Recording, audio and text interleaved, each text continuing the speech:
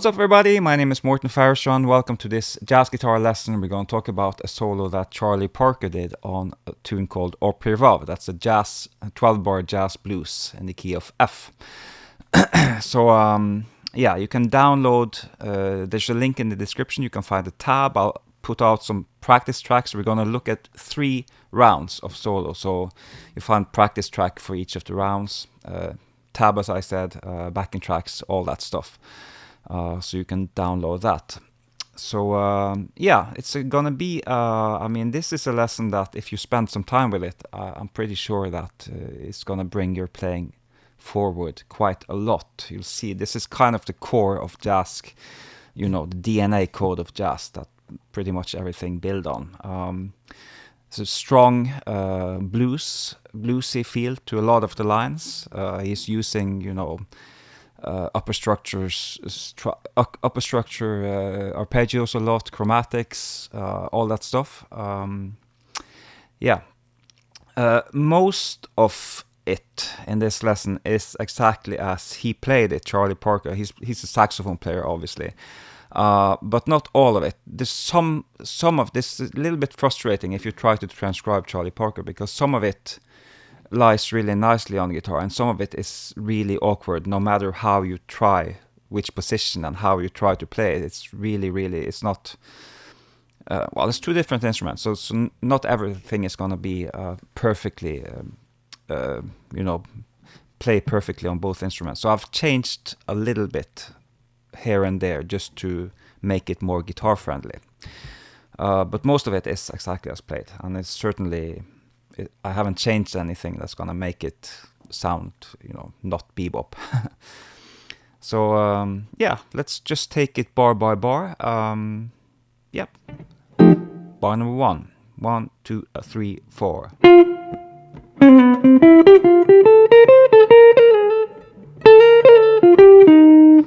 One more time. 1, 2, 3, 4.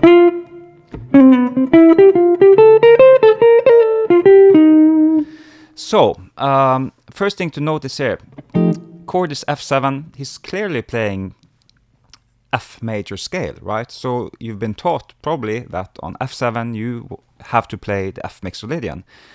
A lot of times, you know, the, whatever rules you've been told, I mean, Charlie Parker plays F major scale on an F7 chord, so you can do that.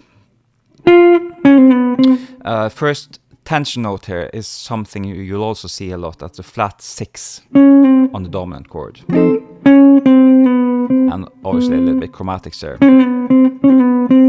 So make note of how to play this. I'm picking just the first one, pull off, slide. Next.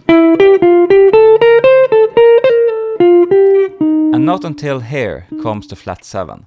So this is a nice example of you playing major and then just before, when you're approaching the next chord, then you introduce the tension note, which leads to the B flat.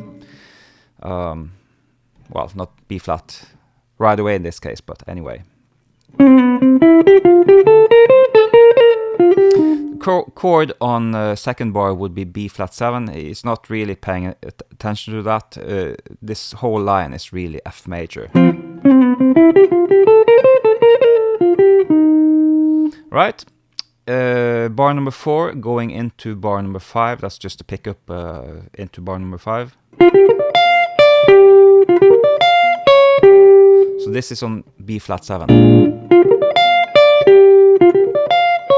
Cool little tension notes. You have the G minor 7 on top of B flat 7, so you could say that you're creating a 13 kind of tension with this G note here, B flat 13.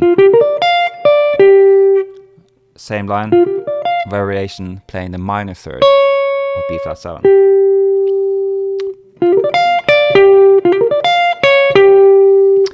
Bar number 7. F7 chord, F major 7 arpeggio. Again, right? So arpeggio up, chromatics down, and then really just a scale. F major scale. And just at the end of bar number 8, we're introducing the D7. So that's the dominant that's leading us to G minor. So you're playing D7 flat 9, chromatic up to this target note. So very cool line here. Going straight into, and that's just arpeggio up and down.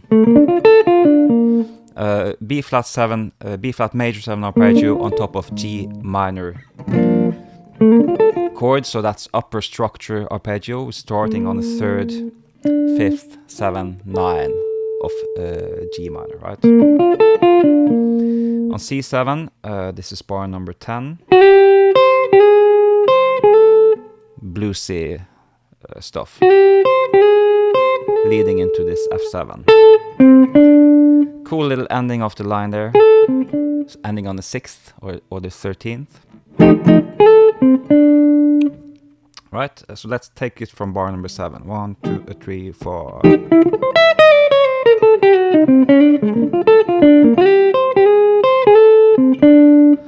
Yeah, so that's the first round. So each of these things here, if you spend a little time with them and see what they are and try to understand it from the chord point of view and scale point of view, maybe try it on different chords, you know, there's a lot to be done with the information so far. So yeah, very nice little line there.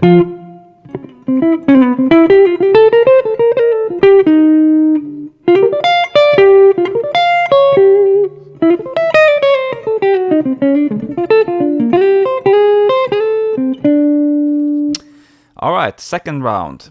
It's a little bit of an approach. 1, 2, 3.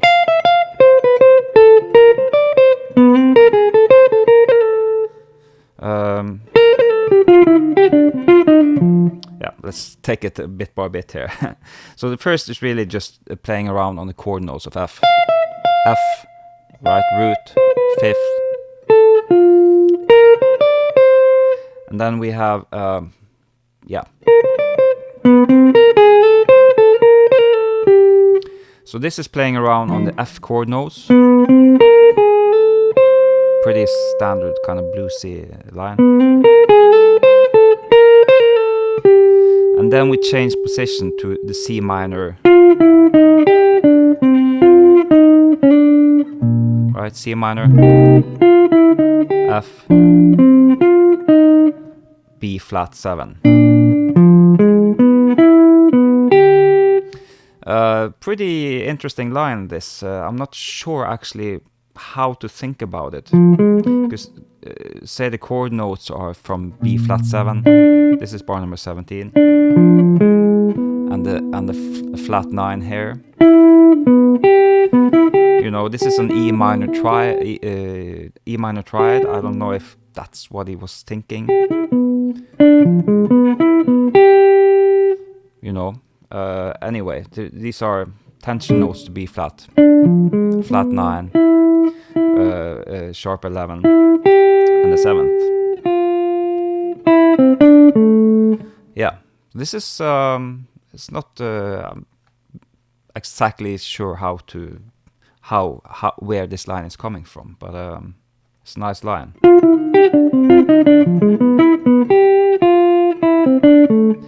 Ending F major scale, right? Major 7 from F on top of F7 chord.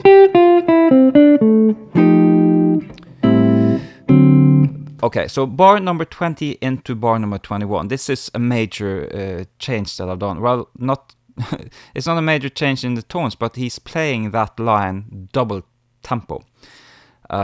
So that's too fast for me anyway. It's too fast. Well, the saxophone is a faster play instrument than the guitar, and this line up to the tempo, if you listen to the original recording, the tempo he's playing it in, I don't know of a guitar player who could do that.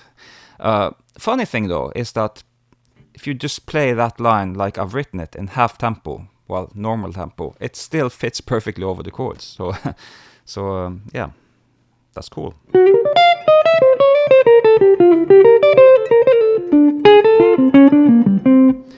So that's it. Going bar number 20, pick up into bar number 21. 1, 2, 3.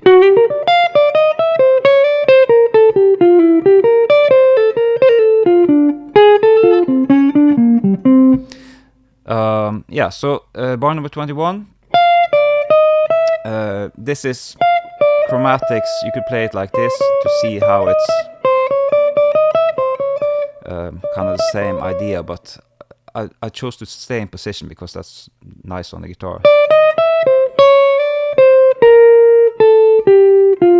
And then on again upper structure arpeggio from the third of C7. So we have the third, fifth, 7, 9. Bar number 23. Yeah. And then bar number 24. It's pretty interesting. So this is, you could say this, it's 2 arpeggios. It's F and G minor. Or you could say that that it's upper structure arpeggio on C7. But I think in this case it's nice to look at it just as F triad and G minor triad, because we've talked about triad pairs, and this is a triad pair. So you could, and with the approach note,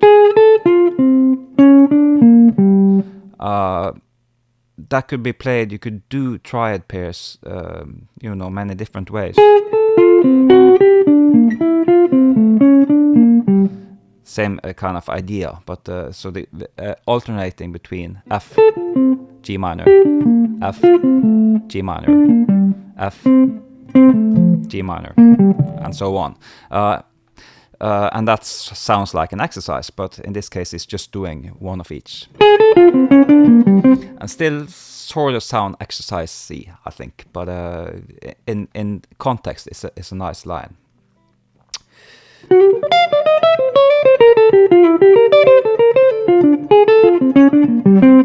And that's it. So right here I had to do a little break into the last round, because this line ends on this note, and in reality the last round starts on this note. So that's why. So bar number 26. 1, 2, 3, 4.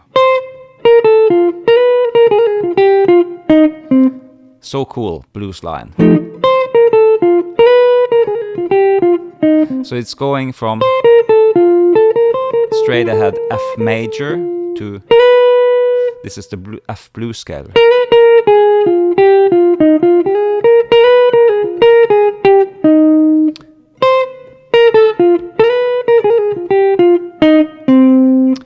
And bar number 29.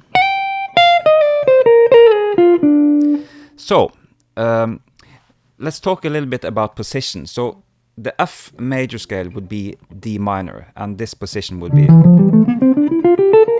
something you know of, right? So make sure that you can stay in this position and alter the notes that you need to alter to make this D minor scale B flat 7. So the note you need to alter to make this B flat 7 is take this A here down to the flat 7 of B flat. To look at this position, right? Arpeggio, upper structure, again arpeggio, third, fifth, 7th, and that's yeah.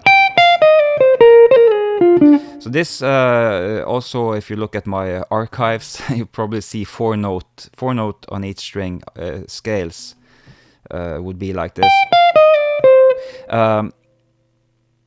Yeah, you could, instead of this trill here, that's so typical for this era of playing, and Charlie Parker maybe in particular. I would probably play a line like this way. So instead of this trill, I would just play a chromatic note. And that's 8 notes with 1 chromatic note, so that's an entire scale. So that means you can play the same fingering on the next 2 strings and next 2 strings, right?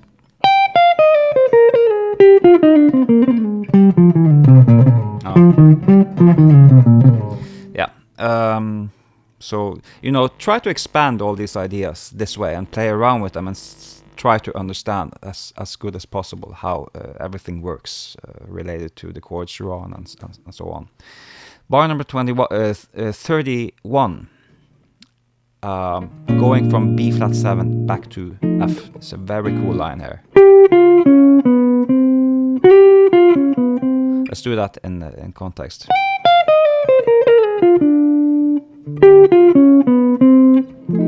Right? And going into bar number 33.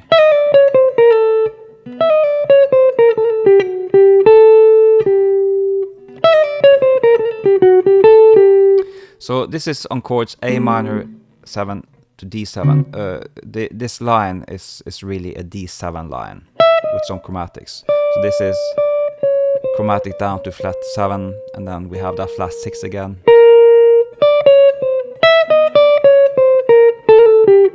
Again, a little bit of a trill.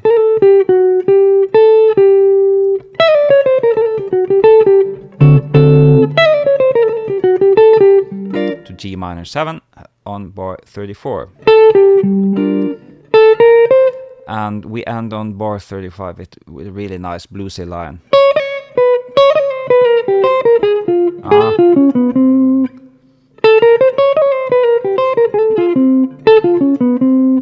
So, blues scale,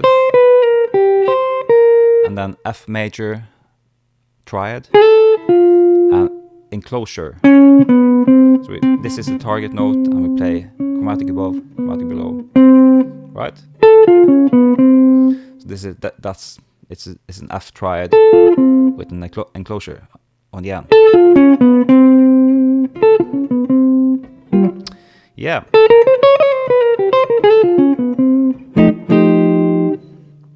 So this is yeah, very nice line.